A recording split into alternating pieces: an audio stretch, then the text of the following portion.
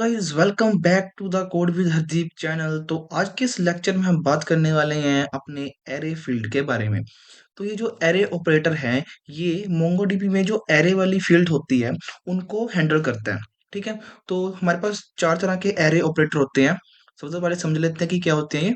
The following operator exist with updating array. अगर हमारे object के अंदर कोई ऐसी फील्ड है जो एरे को रिप्रेजेंट करती है, तो उसको अपडेट करने के लिए हम एरे ऑपरेटर्स का यूज करते हैं। तो हमारे पास चार तरह के ऑपरेटर होते हैं जो एरे को हैंडल करते हैं किसी ऑब्जेक्ट के अंदर। तो first is add to set. अब ये ऐड टू सेट क्या काम करता है, इसको समझते हैं हम। Adds distinct element to an array. Distinct means unique value. Okay.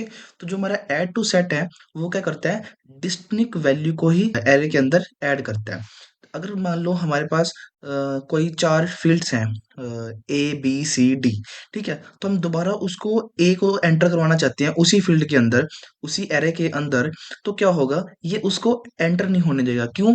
जो हमारा ऐड टू सेट ऑपरेटर होता है, ये एरे के अंदर ओनली यूनिक वैल्यू को ही एंटर करने देता है। Okay. And second is a pop. Pop क्या काम करता है, रिमूव्स द फर्स्ट और last element of an array. First और लास्ट एलिमेंट को रिमूव करता है। तो अब जो ये पॉप है, इसको यूज करने के भी दो तरीके होते हैं।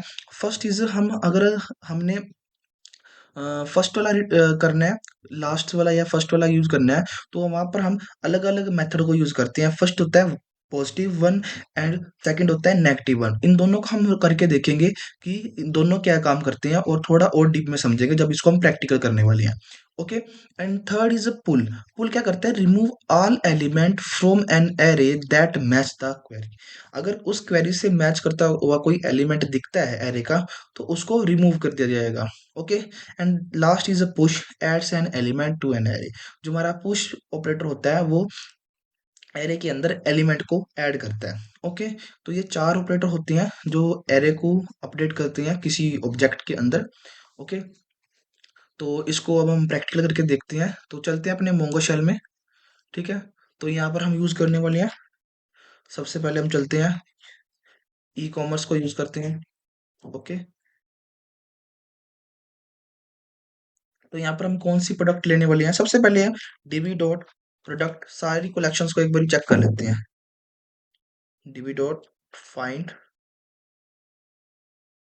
तो हमारे पास ये सारी कलेक्शंस है। ठीक है। तो जो प्रोडक्ट्स हमारे पास यहाँ पर सारे एंटर हुए पड़े हैं। नोट कलेक्शंस, प्रोडक्ट हमारी कलेक्शंस है, और ये सारे उसके क्या है, ऑब्जेक्ट हैं उस कलेक्शंस के। ओके। तो हम कोई भी एक उठा लेते हैं, लेट्स से ये वायरलेस माउस वाली को हम उठाएंगे। ये वायरलेस माउस। ओके। तो इसको अब यूज कैसे करना है, हमें पता है सारा कुछ। तो यहाँ पर ओनली आउटपुट भी पता है, इमेज भी पता है सारी, कि कौन सा ऑपरेटर कैसे काम करेगा। सबसे पहले हम बात कर लेते हैं ऐड टू सेट की। तो ये रहा हमारे पास ऐड टू सेट। ठीक है। तो इसको समझो, इस इमेज को, फिर हम चलते हैं प्रैक्टिकल खुद इंप्लीमेंट करेंगे। तो यहाँ पर dB dot products dot update one. तो यहाँ पर हम यूज कर रहे हैं अपडेट वन। अगर हमने ऑब्जेक्ट में से किसी सिंगल, पूरी कलेक्शन में से किसी सिंगल ऑब्जेक्ट को क्या करना है, अपडेट करना है, तो वहां हम यूज करते हैं अपडेट वन का। अगर हमने सारे ऑब्जेक्ट को क्या करना है, अपडेट, तो वहां लिखेंगे वन की जगह मैनी। ओके। तो यहाँ पर हम लिखेंगे किस बेसिस पर हम करने हैं, किस फाइंड किस बेस पे करना है हमने। यहाँ पर लिखा है name, office, laptop. Okay. And add to set. यहाँ पर एक टैग्स क्या है हमारी प्रोडक्ट के अंदर, देखो यहाँ पर जो टैग है, ये क्या है, एक एरे है। एरे की वैल्यू, एरे की फॉर्म में वैल्यू को स्टोर कर रहा है। सिंपल सी बात है, टैग एक एरे है और ये सारी उसकी वैल्यू है। ओके। तो यहाँ पर क्या है, ऐड टू सेट। तो अभी यहाँ पर क्या होगा, ये जो हमारा वर्क है, ये उसके अंदर ऐड हो जाएगा। ओके। तो इसको हम एक बारी प्रैक्टिकल करते हैं, फिर थोड़ा और डीप में समझेंगे। ओके। तो हमारे पास क्या है कि ये गेमिंग माउस है, इसको हम ले लेते हैं यहाँ पर dB dot product dot update one. ठीक है।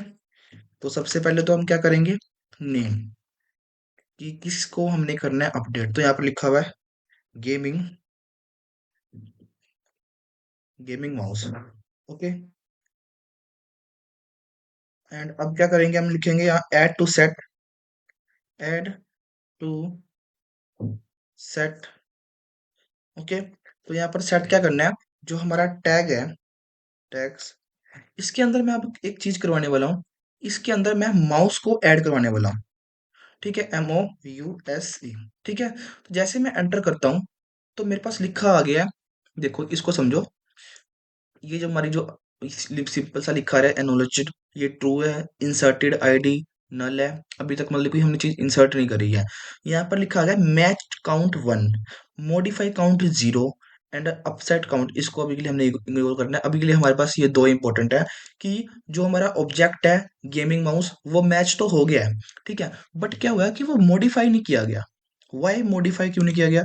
जबकि हमारे पास ऑब्जेक्ट, अगर हमारे पास कोई रिटर्न, अगर हमारे पास कोई ऐसा आउटपुट आ रहा है तो समझ लो कि वो ट्रू है।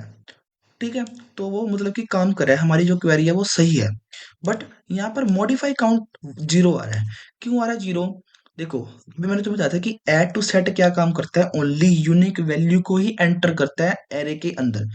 ठीक है, तो अब यहाँ पर मैंने माउस लिखा, तो उस टैग के अंदर जैसे ही उसने चेक करा कि इस एरे के अंदर तो ऑलरेडी ये सेम एलिमेंट एग्जिस्ट करता है, तो जैसे ही देखा उसने कि ये एलिमेंट ऑलरेडी एग्जिस्ट है, उसने उसको नहीं ऐड करा। ठीक है, तो अब इसके अंदर अगर मैं कुछ डिफरेंट टैग ऐड करवाता हूँ, लाइक इसके अंदर मैं लिखवाता हूँ एक्सपेंसिव। जैसे ही मैं लिखूंगा एक्सपेंसिव, तो देखो अब जो मेरा मॉडिफाई काउंट है वो 1 हो गया है। क्यों हो गया है? कि देखो क्वेरी भी मैच कर गई है, मतलब कि जो हमारा ऑब्जेक्ट है वो मिल भी गया है, एंड मॉडिफाई भी हो गया। एक्सपेंसिव तो इस टैग के अंदर है ही नहीं। तो अगर मैं इसको दोबारा चेक करूं, अगर इस ऑब्जेक्ट को हम दोबारा चेक करें, यहाँ से इसको रिमूव करके, ओके, सॉरी अपडेट नहीं कर सकते, यहाँ पर लिखना पड़ेगा हमें फाइंड। Okay, find one. तो देखो अब जो इसके टैग्स के अंदर है एक्सपेंसिव ऐड हो गया है। ठीक है, तो ये होता है add to set, only unique value enter करता है किसके अंदर, एरे के अंदर। समझ आ गया क्या होता है? तो नेक्स्ट पर चलते हैं हम। नेक्स्ट हमारे पास क्या था? पॉप। पॉप को कर लेते हैं हम यूज। पॉप, तो देखो अब यहाँ पर सिंपल सी क्वेरी लगी हुई है, सिर्फ हमें ये पढ़ना है समझना है कि जो नेम है वो ऑफिस लैपटॉप, मतलब कि इसके बेसिस पर फाइंड किया जाएगा प्रोडक्ट को। एंड जो पॉप टैक्स 1, अब हमने ये ये पता करना है कि वन पॉजिटिव 1 लिखने से कौन सा फर्स्ट वाला एलिमेंट रीड होता है, या नेगेटिव लिखने से फर्स्ट वाला एलिमेंट। ठीक है, तो इसको भी चेक करते हैं। फॉर एग्जाम्पल्स के लिए हम सेम क्वेरी पे चलते हैं।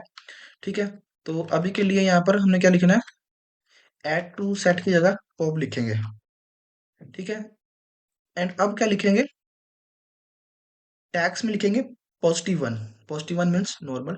ठीक है, तो जैसे मैंने लिखा मॉडिफाई काउंट भी 1 हो गया, मतलब कि हमारा जो प्रोडक्ट है वो मॉडिफाई भी हो गया एंड वो मैच भी कर पाया।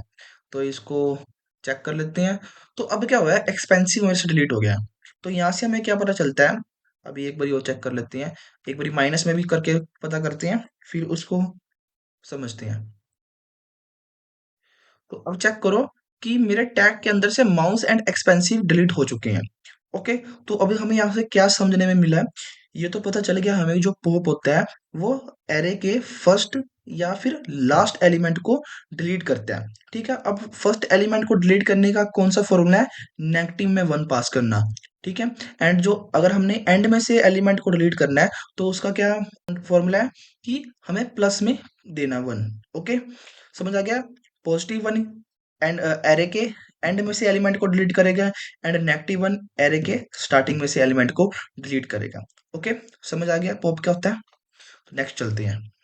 नेक्स्ट हमारे पास पुल है। पुल को भी करते हैं, समझते हैं पुल क्या काम करेगा।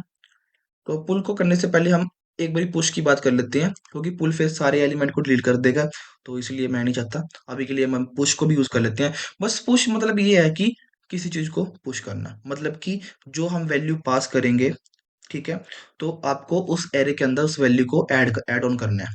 ठीक है, तो यहाँ पर हम सिंपल लिखते हैं, मान लो ये टैग है। ठीक है, अब मैं टैग के अंदर लिखता हूँ एक तो एक्सपेंसिव। ठीक है, ओके, ओ सॉरी, यहाँ पर कुछ लिखना पड़ेगा मेरे को पॉप की जगह। ठीक है, तो हमारे पास हो गया, एक वैल्यू और ऐड करवा लेते हैं, एक्सपेंसिव की जगह लिख सकते हैं हम लाइक पावरफुल। ठीक है, अब ये भी ऐड हो गया। जैसे इस प्रोडक्ट को मैं फाइंड करता हूँ, तो तुम देखो एक्सपेंसिव, फिर हमने पावरफुल ऐड करवाया। ठीक है, तो ये सारी वैल्यू ऐड हो गई। और एक बात याद रखना, पुश जब भी कोई हम एलिमेंट को एरे के अंदर पुश करेंगे, तो वो एंड एंड में जाएगा। मतलब कि जैसे सबसे पहले हमने एक्सपेंसिव ऐड करा, ठीक है, तो लिखा आ गया गेमिंग प्रीमियम एक्सपेंसिव। उसके बाद हमने पावरफुल करा, तो वहां पर लिखा आ गया गेमिंग प्रीमियम एक्सपेंसिव पावरफुल। मतलब कि जो चीज हम पुश कर रहे हैं वो एरे के एंड में जाएगी। मतलब कि जो पहला एलिमेंट है, फिर दूसरा, फिर तीसरा, चौथा, पांचवा, ऐसे कर करके वो एंड में ऐड होते रहेंगे। ओके, कोई भी अपनी मर्जी से ऐड नहीं होगा, कोई फर्स्ट पे ऐड हो गया, कोई सेकंड पे ऐड हो गया, ऐसे नहीं होगा। ठीक है, जो भी एरे के अंदर एलिमेंट हम पुश करेंगे वो एंड में ही ऐड होंगे। ओके, समझ आ गया पुश मेथड क्या काम करता है। अब बात कर लेते हैं हम पुल की। ठीक है, तो यहाँ पर क्या करता है, pull remove all element from an array. तो ये बहुत इजी है। ठीक है, तो इसको कैसे हम करेंगे परफॉर्म। सबसे पहले तो हम लिख लेते हैं ओ ओ सॉरी पुल। ठीक है, तो अब मेरे पास जो टैग के अंदर एलिमेंट है, सॉरी जो टैग एरे है, उसके अंदर जो एलिमेंट है वो गेमिंग प्रीमियम एक्सपेंसिव पावरफुल है। ठीक है, देखो, तो यहाँ पर दो चीजों से हम कर सकते हैं। पुश क्या काम करता है, अभी के लिए सबसे पहले पुश को छोड़ो, पुश की बात नहीं करते, अभी जस्ट हम पुल को समझते हैं। ठीक है, अगर फिर थोड़ा कॉम्प्लेक्स हो जाएगा मैटर तो आपको समझ नहीं आएगा, मैं बाद में तुम्हें बताऊंगा पॉप में एंड पुश में डिफरेंस क्या है। ओके, पुश एंड पुल में। ओके, तो इसको सेट करते हैं अभी, एक बार चेक करते हैं हमने जो वन वाला था। हाँ, पॉप एंड पुल में डिफरेंस क्या है। पॉप एंड पुल में डिफरेंस हम बाद में बात करेंगे, अगर अभी बात करें तो थोड़ा सा कॉम्प्लेक्स हो जाएगा मैटर। ठीक है, तो अभी के लिए हम पुल बात करते हैं। पुल क्या काम करता है, अभी मेरे पास काफी सारी एलिमेंट्स है, तो यहाँ पर मैं किसी भी रैंडमली एरे के एलिमेंट की वैल्यू पास करने वाला हूँ, लाइक प्रीमियम।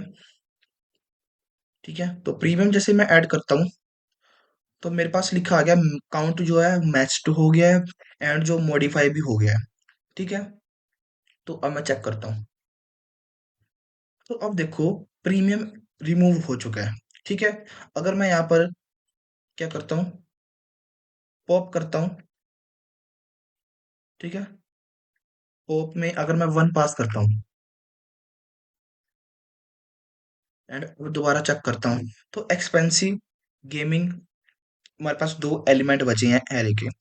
तो अब डिफरेंस समझ लेते हैं हम, पॉप एंड पुल में डिफरेंस क्या है। तो चलते हैं अपने इधर, देखो अभी यहाँ पर पॉप एंड पुल में क्या डिफरेंस हमने फाइंड करा है। पॉप से क्या हो रहा था कि अगर तो हम पॉजिटिव में वन पास करते हैं, तो एरे के एलिमेंट से जो भी एंड के अंदर एलिमेंट है, एरे के एलिमेंट में जो एंड पर एलिमेंट स्टोर हुआ पड़ा है उसको डिलीट कर दिया जाएगा। अगर हम पॉप में क्या करते हैं, नेगेटिव में वन देते हैं, नेगेटिव में वन देंगे, तो स्टार्टिंग पर जो भी एलिमेंट स्टोर हुआ होगा उसको डिलीट कर दिया जाएगा। समझ आ गया पॉप का डिफरेंस।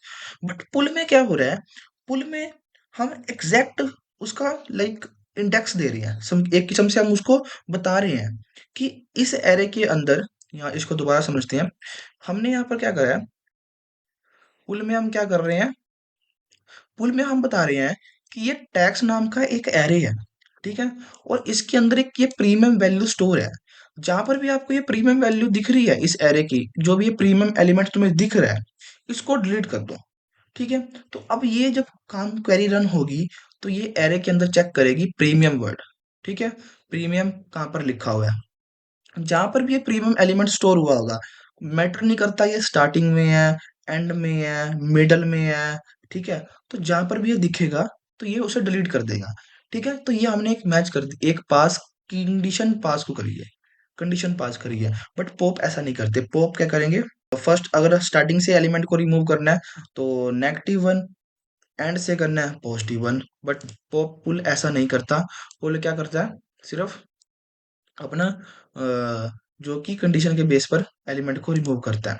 ठीक है, तो ये था हमारे जो एरे को अपडेट करते हैं operator. First is add to set, second is a pop, and third is a pull, and fourth is a push. I hope आपको ये समझ आ गई होगा, बिल्कुल इजी वे में समझाए हैं। ठीक है, अभी आपको लग रहा होगा कि ये कुछ ऐसे इनका मेन पर्पस क्या है। जब हम मोंगूस के बारे में बात करेंगे, जब तक हम प्रोजेक्ट बनाएंगे, ठीक है यार, जब आप कभी प्रोजेक्ट बनाना स्टार्ट करोगे अपने यूजिंग वन स्टैक का यूज करके, तब आपको ये छोटे छोटे कंसेप्ट बहुत यूजफुल लगेंगे।